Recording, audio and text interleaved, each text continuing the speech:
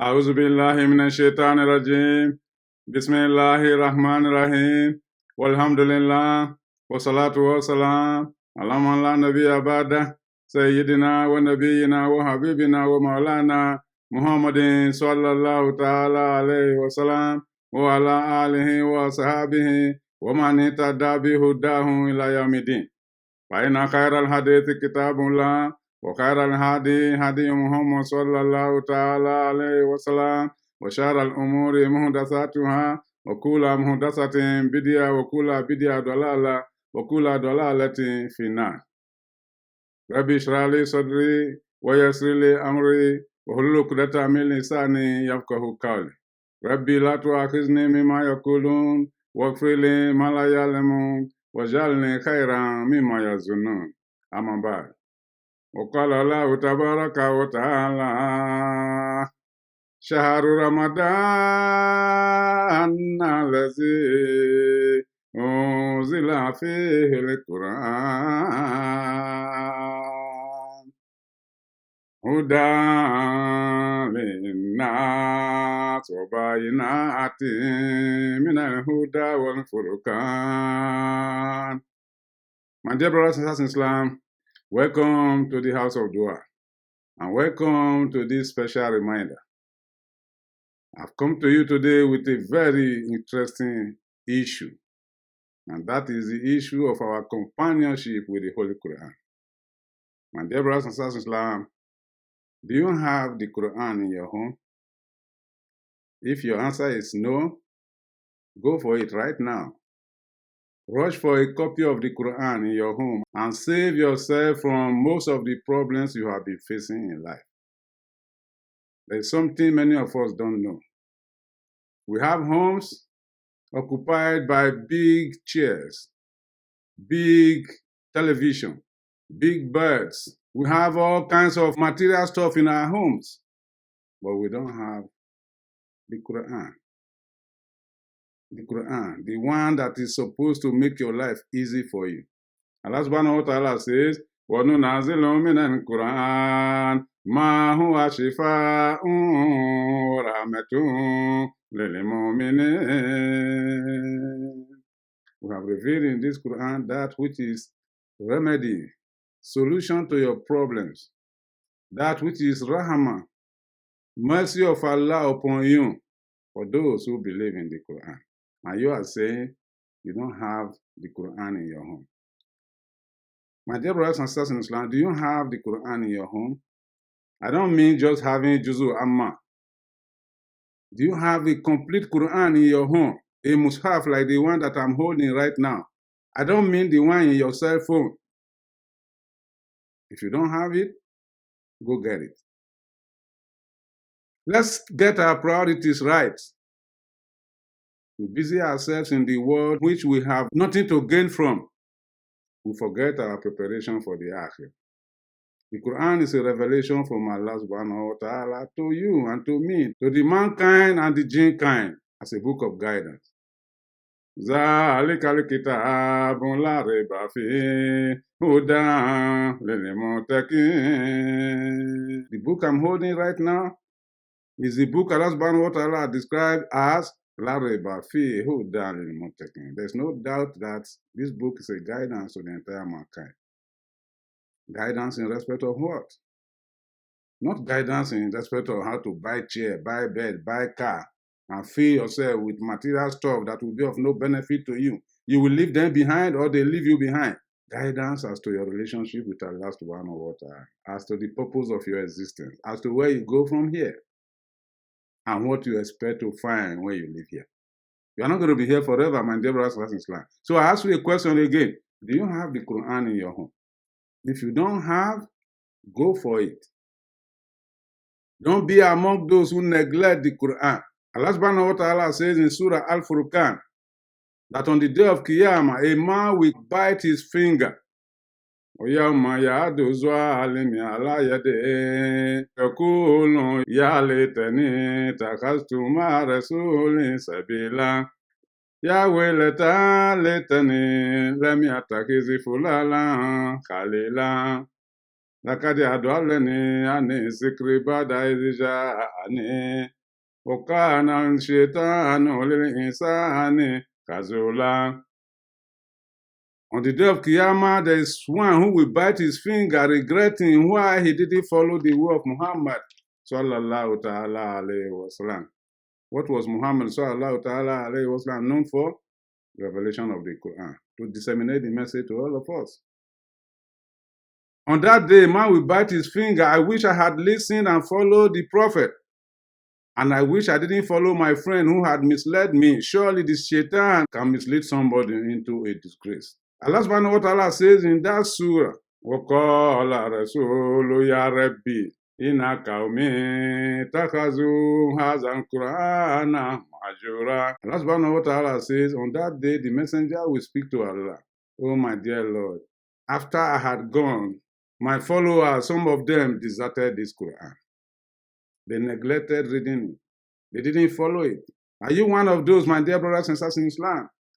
I know a friend that his father was a big learned alim, was a big sheikh, lived and died leaving behind a lot of books for the family, including the Quran. But those children left those shelves in dust. They left them to be eaten up by cockroaches and rats. Such people are those that Muhammad sallallahu ta'ala alayhi wa sallam is going to tell Allah on the day of accountability, Ya Rabbi, inna qawmi takhazu hazal Qur'ana mahjura. Oh my Lord, among my people are those who neglected the Quran and deserted it after I had gone. May Allah not count us among them. So I ask you, my dear brothers and sisters, do you have a copy of the Quran in your home? If you don't, rush for it. And if you have, do you read it? Do you believe in it? Do you listen to the reading if you cannot read it? What about your family members, your wife, your children? Is the mention of the Quran and its verses empty in your home? Of course, if that is the case, you are a person who thinks that you are making progress, but indeed you are going back. Because you will not survive the trials and tribulations of this world if you don't have the Quran in your home. Allah says, in this Quran, فِيهِ شِفَاءٌ وَرَحْمَةٌ لِلْمُؤْمِنِينَ. There's remedy, solution to your problems. There's the mercy of Allah. That's what we need in our homes. So if you don't know how to read the Quran, you should be able to listen to it. Another question is, the one you have in the home, do you preserve it? Do you take proper care of it? If your answer to all these questions is positive, then of course you are in the right direction. Otherwise, if your answer to any of them is negative, you have a job to do. It's not sufficient to say that I'm a Muslim. What do Muslims believe in? They believe that there is no other God but Allah. And that Muhammad sallallahu ta'ala alayhi wa sallam is the final messenger. He brought a message. What is that message? The Quran. So how can you possibly be a Muslim if you don't believe in the Quran and if you don't have a copy of the Quran to read and follow the guidance of Allah subhanahu wa ta'ala? So today, what we are trying to discuss with you, my dear brothers and sisters in Islam, is if we actually have the Quran, do we know a lot about it? What do we really know about the Quran? Because our knowledge of what the Quran is will actually help increase our motivation for it. Many of us think it's a regular book. No, it's not a regular book.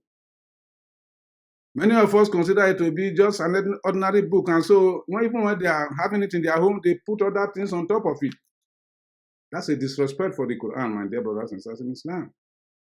The Quran is supposed to occupy a special place in your home, respected, honored, read every day, and preserved. Allah subhanahu wa ta'ala says, this book is from the book that is with him in Lahul Mahfuz. La yamassuhu illa al-mutahharun.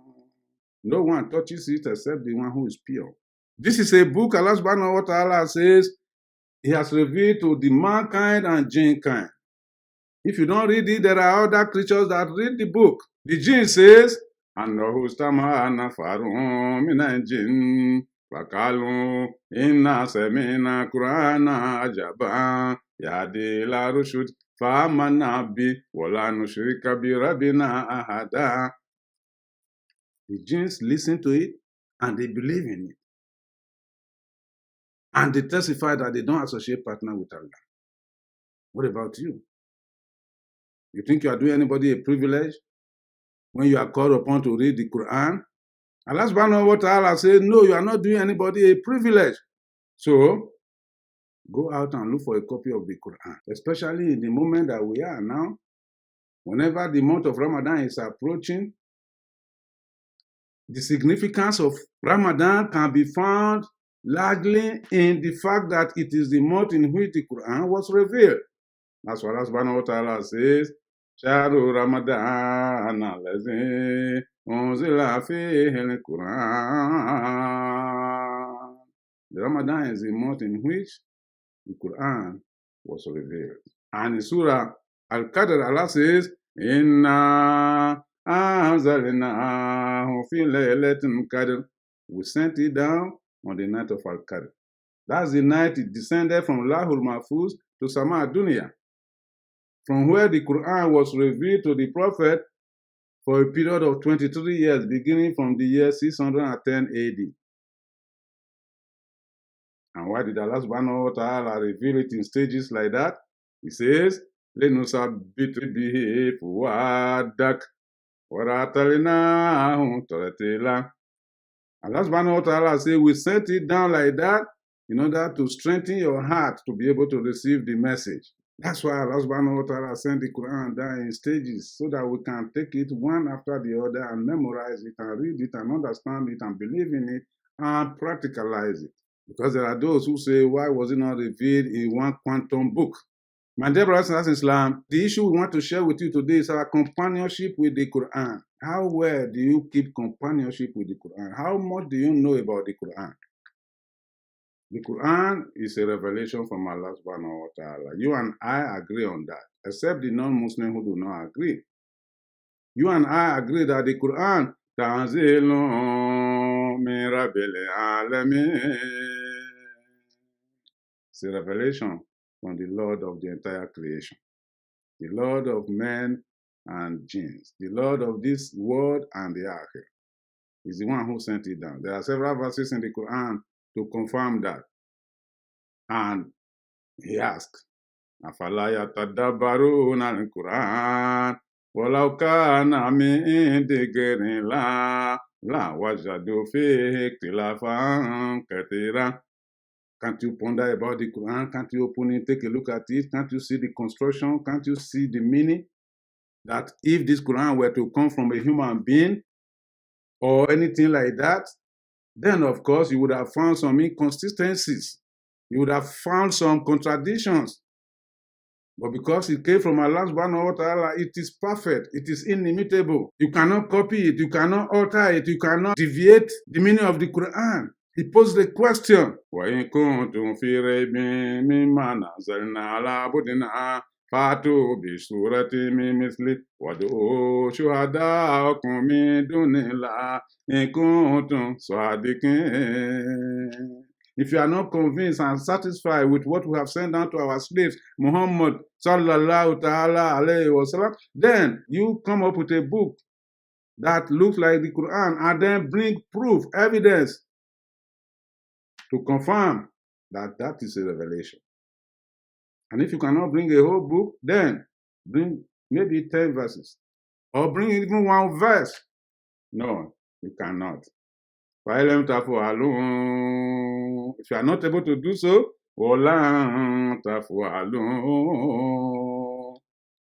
and in fact, you can't do so.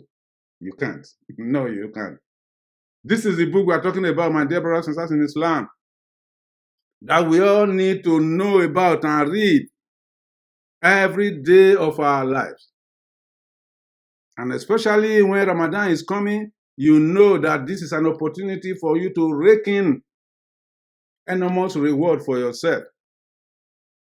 Because the Prophet sallallahu ta'ala alayhi wa sallam, according to his beautiful hadith, says, when you read the Quran, every letter of the Quran, you are given 10 reward. And it says, Ma'akulu lakum alif la mim harf, walakin alif harf, lam harf, wa mim harf. When I say that when you read one letter of the Quran, you get 3 rewards, I don't mean alif la mim is 1 letter. No, alif is 1 letter, lam is 1 letter, and mim is 1 letter. So you can imagine just saying alif lam mim. You've already gotten 30 rewards. Assuming those 30 rewards are, concretized into dollar and cents, you are talking about $30 for just mentioning alif lam mim. What if you read 1,000 letters? And that's if you read it outside the month of Ramadan. If you were to read it during the month of Ramadan, then the minimum reward for 1 letter of the Quran that you read is 70 reward. And that could be increased to 700 or 1,000 or even more, depending on the effort and the sincerity with which you read it. So imagine, therefore, when the Prophet sallallahu alaihi wasallam says, Ma'akulu alif la mim harf, walakin alif harf, wa lam harf, wa mim harf. I didn't say that alif la mim is 1 harf or 1 letter. Instead, I mean alif is 1 letter, lam is 1 letter, and mim is 1 letter. So how many letters in the Quran? I've just told you. There are more than 321,000 letters of the Quran. What if you were able to complete the entire Quran in the month of Ramadan? And you get 1,000 reward for every letter that you read in the month of Ramadan. You can see how much you will have in your bank account with Allah subhanahu wa ta'ala. And you can see how much of relief you have brought to yourself in the life that we live. That's why it's important for us to read the Quran. According to Imam Ibn Kathir, rahmatullahi alayh, there are between 6,200 to 6,230 verses of the Quran, and about 77,400 words of the Quran, and of course, about 321,000 to 340,000 letters of the Quran. All these are arranged into what is known as 114 chapters of the Quran, beginning from Surah Al-Fatiha to Surah An-Nas. And the Quran is also subdivided into 30 basic parts, known as 30 ajza, with one part being a juz, like juz am. My dear brothers and sisters in Islam, the Quran, therefore, is a book of volume. There's no doubt about that. The reason is that Allah subhanahu wa ta'ala, in so many cases, repeated revelations and discuss issues one after the other from different angles and perspectives. Why? So that we will understand. So that we will be able to comprehend what He's revealing to us. There is advantage in repetition. My dear brothers and sisters, you will not find any contradiction as a result of these repetitions in the Quran. The Quran is a book of perfection from Allah subhanahu wa ta'ala.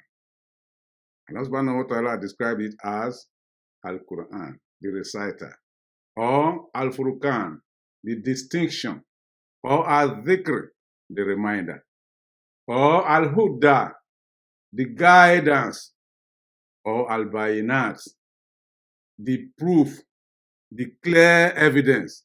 Allah subhanahu wa ta'ala also described it as Al-Kalima, the word of Allah. These are some of the titles of the Quran. It's a unique book like no other book. When the book came down, many of us receive it differently. Those of us who receive and believe in it, we are known as the Muslims. Allahu Akbar Kabir. Wa nahnu lahu muslimun. We believe in it. That is why we are called Muslims. But there are those who do not believe in it. They are known as the Kafirun. Inna allazina kafaru sawa'un alayhim a'anzartahum am lam tunzirhum la yu'minun. Those who do not believe in it, it doesn't matter what you do. You talk to them, you don't talk to them, they don't believe in it. That's why they are Kafirun. Their matter is well decided. We know about them. And there are those who are neither among the believers nor among those who do not believe in it. They are in between. They are dangerous. They are the ones who will give you different manifestation of their conduct towards the Quran. They are known as the munafiqun, the hypocrites. Innal munafiqina fi darki asfali minan nar. They are going to be at the bottom of the hellfire. They are even more dangerous than the disbelievers. My dear brothers and sisters in Islam, there are those who not only do they not believe in the Quran, they are opposed to it. They rebel against it. They are known as the Fasikun. Are you one of them? Are you one of them? Whoever is opposed to the Quran, of course, the person is opposed to Allah, and that person will have himself to blame. And there are those, either among the disbelievers or even among the believers themselves. In spite of the fact that they say they believe in the Quran, those things that are ordered to be done, they stay away from them. Those things that are ordered to be stayed away from, they go ahead, pursue them. They are the Zualimun, the wrongdoers, or the Mujrimun, the sinners. The Quran has described different categories of people depending on how you received it. For those who are disbelievers, it says, Welon Yamezin Lelemokazibin. Woe unto them on the day of accountability, they will find that they have lost. My dear brothers and sisters in Islam, alhamdulillah that we are those who believe in the Quran. Therefore, if we believe in it, shall we not take it as a responsibility to read it? And you don't even have a copy of it in your home? That's indeed a shame, unfortunately. Therefore, take yourself out of that shame. Go and get a copy of the Quran. If you can afford to buy a television of thousands of naira or dollar, I don't see why you cannot spend 1,500 naira or $15 on the Quran. This is the reality. The Quran is a book that Allah subhanahu wa ta'ala says was revealed in the month of Ramadan. Inna anzalnahu fi laylatin qadr was revealed on the night of Al-Qadr. And you know the importance of the night of Al-Qadr. Laylatul Qadr khayrun min alfi shahr. That is the night. The reward in it is better than 1,000 months put together, equivalent to 83.4 years that many of us may not even live up to in the life we live. So the reward you may earn in that night may be more than the reward you earn for 83.4 years. Don't you see how opportune we are? Whenever we have the opportunity to experience the onset of Ramadan, the month in which the Holy Quran was revealed. We ask Allah subhanahu wa ta'ala to keep us till Ramadan. Ya Allah, baligina Ramadan, Ya Rabbi, baligina Ramadan, Ya Allah, baligina Ramadan. My dear brothers and sisters in Islam, the Quran is a book that will guide you in this life and be of shifa for you in the Akhirah. This is the only book that has the ability to speak on your behalf, intercede for you in your moment of difficulty on the day of accountability. Even the life we live in, if you go by the commandment of the Quran, you save yourself from all the tribulations of this life. Allah subhanahu wa ta'ala will also protect you against all the plottings of those who are your enemies. That's why you need to make the Quran your friend. I cannot overemphasize it. But for us to say, you know what, yes, I'm a Muslim. Yes, I can't read the Quran. Yes, I don't even have a copy of it. Yes, of course, those are excuses. They are not tenable. Get a copy of the Quran and read it every day. And if you cannot read it, listen to its reading. And of course, why can we not read it? This is the most read book on the planet. This is the most memorized book on the planet, either in totality or in parts. At least, if you have Surah Al-Fatiha in your memory, then you have the entire Quran in your memory, because Surah Al-Fatiha is the condensation of the entire Quran. That's why it's obligatory for us to read it in every salat. Allah subhanahu wa ta'ala wants us to memorize this book. And this is the only book that He has permitted to be memorized by those who adhere to it. There's no other book on the planet. Take the Shakespeare book. Take any other book. Even a book written by an author, that author cannot memorize what he has written. He cannot memorize everything in the book that he has written. The only book that is possible to be memorized on the planet is the Quran. Have you ever seen anybody who told you he memorized the Bible from Genesis to Revelation? It's not there. It's a special privilege to be able to memorize this book. That's why we encourage ourselves to try, no matter how difficult it may be, to memorize the book. We ask Allah subhanahu wa ta'ala to make the Quran easy for us. We ask Allah subhanahu wa ta'ala to make it a guidance for us in the world we live and a shifa for us in the akhirah when we meet Allah on the day of accountability.